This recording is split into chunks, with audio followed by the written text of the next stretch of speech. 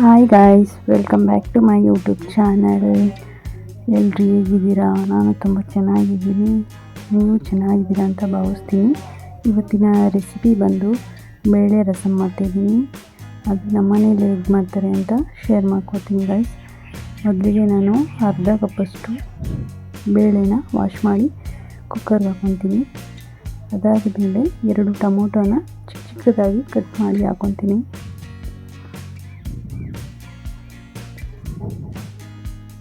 ಇದನ್ನು ಸಪ್ರೇಟ್ ಬೇಯಿಸಿ ಇಟ್ಕೊಬೇಕು. ಅದಾದಮೇಲೆ ಒಂದು ಬಾಣಲಿಲಿ 1 ಸ್ಪೂನಷ್ಟು ಜೀರಿಗೆ, ಅರ್ಧ ಸ್ಪೂನಷ್ಟು ಮೆಣಸಿನಕಾಳು ಎರಡನ್ನೂ ಬಿಸಿ ಮಾಡಿ ಪುಡಿ ಮಾಡಿ ಇಟ್ಕೊಬೇಕು.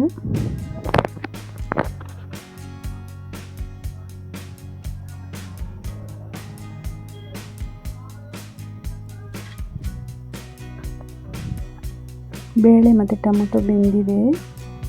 ಇದನ್ನು ಎತ್ತಿಟ್ಕೊತೀನಿ. ಮತ್ತು ಒಂದು ಬಾಣಲೆಯಲ್ಲಿ ಸ್ವಲ್ಪ ಆಯಿಲ್ ಹಾಕ್ಕೊತೀನಿ.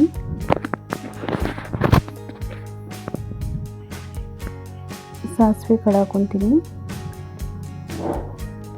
ಚಿಟಪಟ ಆದಮೇಲೆ ಕರಿಬೇವಿನ ಸೊಪ್ಪು ಹಾಕ್ಕೊತೀನಿ.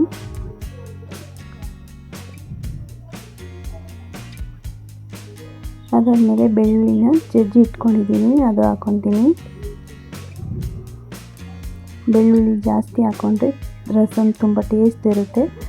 ಮತ್ತು 2 ಮೆಣಸಿ ತಳ್ಳು ಹಾಕ್ಕೊಂಡಿದ್ದೀನಿ. ಮೆಣಸಿಕಾಯಿನೂ ಹಾಕ್ಕೊಬೋದು. ನಾನು ಮೆಣಸಿ ತಳ್ಳು ಹಾಕ್ಕೊಂಡಿದ್ದೀನಿ. ಆಮೇಲೆ ಬೇಳೆ ಮತ್ತು ಟೊಮೊಟೊ ಬೇಯಿಸಿರೋ ನೀರನ್ನು ಹಾಕ್ಕೊಂಡು ಮಿಕ್ಸ್ ಮಾಡ್ಕೊತೀನಿ.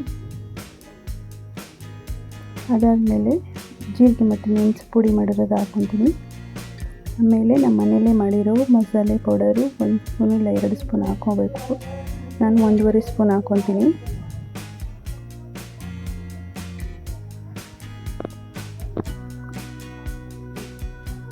ಆಮೇಲೆ ಹುಣಸೆ ಹಣ್ಣನ್ನ ನಾನು ಕದ್ರಿ ಇಟ್ಕೊಂಡಿದ್ದೀನಿ, ಅದು ಹಾಕ್ಕೊತೀನಿ.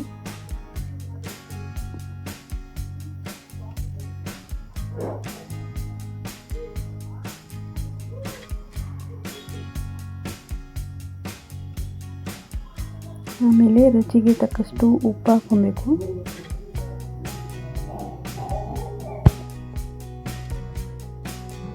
ಆಮೇಲೆ ತೆಂಗಿನಕಾಯಿನ ನಾನು ತುರಿದು ಇಟ್ಕೊಂಡಿದ್ದೀನಿ, ಅದನ್ನು ಹಾಕ್ಕೊತೀನಿ.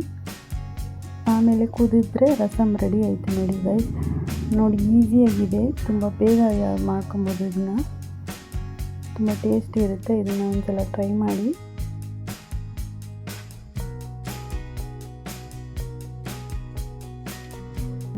ಯಾರ್ಯಾರು ಈ ವಿಡಿಯೋ ನೋಡ್ತಿದ್ದೀರಾ ಪ್ಲೀಸ್ ಸಬ್ಸ್ಕ್ರೈಬ್ ಮಾಡ್ಕೊಂಡು ಲೈಕ್ ಮಾಡಿ, ಶೇರ್ ಮಾಡಿ, ಕಮೆಂಟ್ ಮಾಡಿ ಗೈಸ್.